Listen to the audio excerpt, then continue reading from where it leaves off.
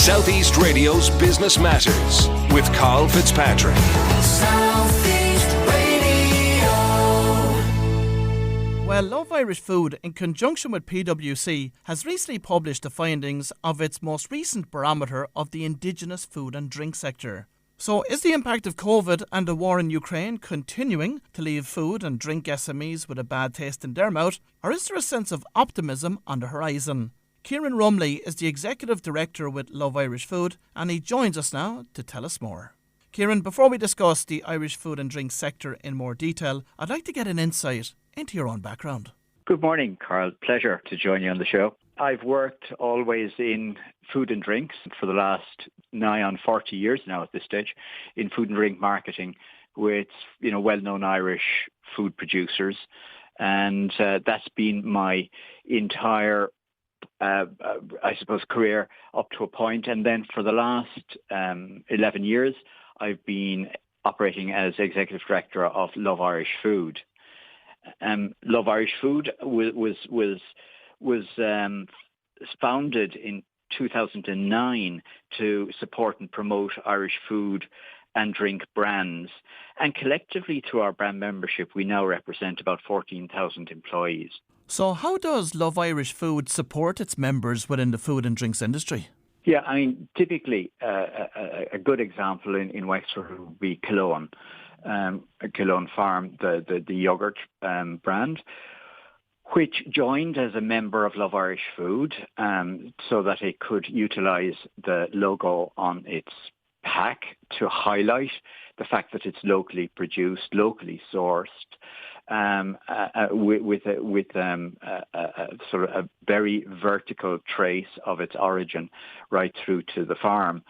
And that brand, for example, what support did it get from Love Irish Food? Well, last year it won our Brand Development Award, which is about €100,000 support in advertising, plus about 50,000 in other media forms to help build its brand. And that's the Brand Development Award is just one of the initiatives that Love Irish Food runs to support its members. But beyond that, there's advice, there's consultation, there's a network of support that's in there, from webinars to direct intervention, where a producer can field a question to another member or through our own website, or equally through to the board. So there's a lot of sharing of learnings there. And of course, Bord Bia's Bloom, Ireland's largest gardening festival, is taking place from the 1st to the 5th of June. And I know that you have many of your members actually taking part in that this year. Yeah, we've been part of the Bord Bia Bloom initiative in the Food Village for many years now. And this year, there's a whole new reinventing of Bloom. There's a great new focus on food in the Food Village. And we'll have 28 member companies in there exhibiting their brands. And there'll be anything from quite small producers to very big producers. Bloom is sort of unique in that it sets very high standards. To participate, you have to be a member of Origin Green. You have to also be able to prove, that you have met certain credentials in your food production. It's the great initiative that is Bloom. Really allows for, it greets about 100,000 visitors in there over the number of days that it's in the park. And these are people who are interested in food and food products. And they're into horticulture as well. They're into looking at the gardens. But, they'll invariably start with the gardens and they'll come down to the Food Village to enjoy their afternoon there. And it is a tremendous sampling opportunity.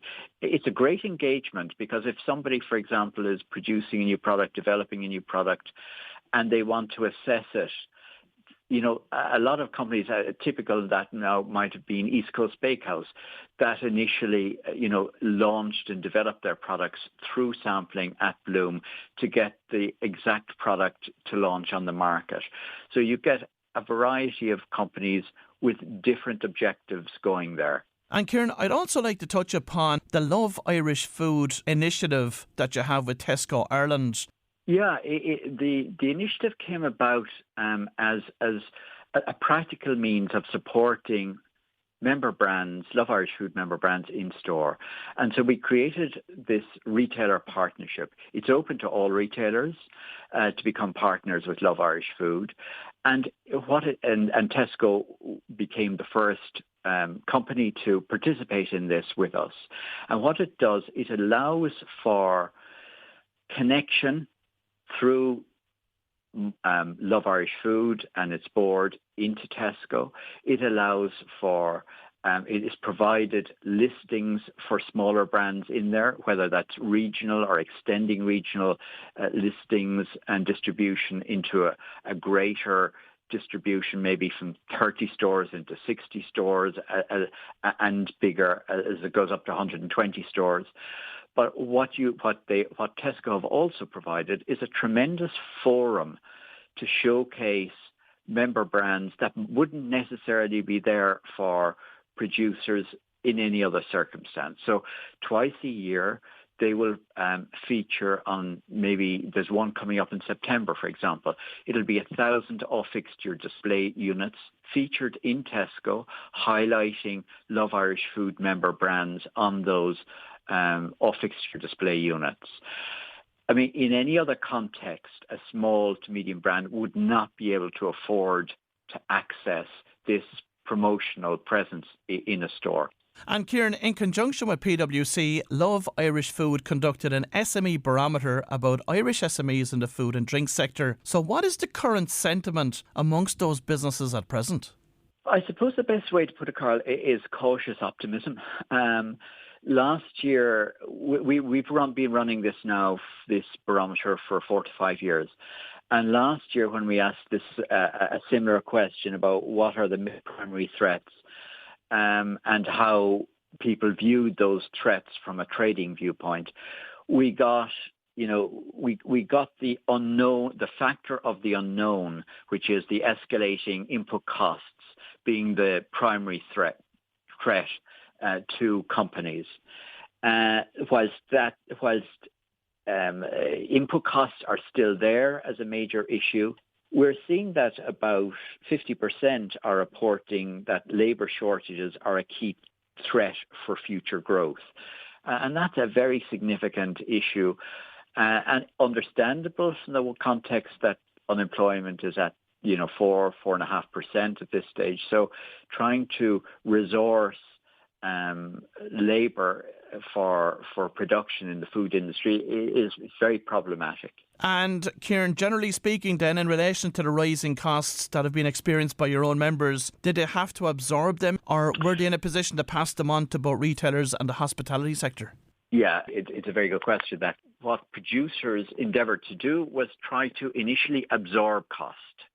And for the first 2 or 3 months, there was a huge effort to try and absorb rather than pass on costs. And then there was this gradual passing on of what couldn't be contained anymore internally in food production.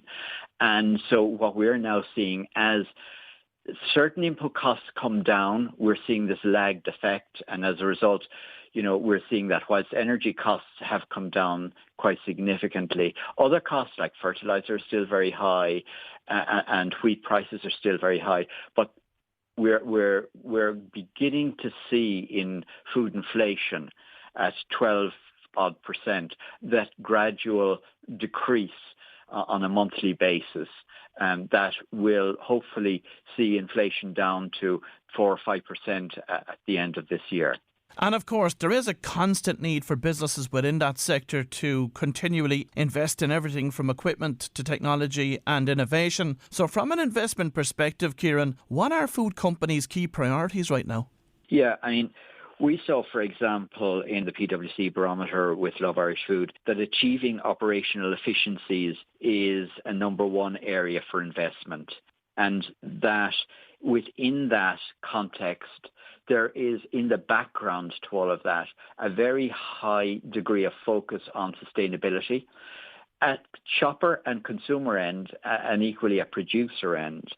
And that investment in operational efficiency has sort of translated itself into the top areas for investment being to deliver better sustainable outcomes through energy consumption and significant investment in that, packaging reduction and plastics reduction. So those would be the immediate areas of significant investment by food and drink producers, which deliver to give the producer operational efficiency on the one hand, and equally be able to meet a sustainable objective as well within its own ambitions. And Kieran, finally, what is the outlook for the food sector over the next 12 months?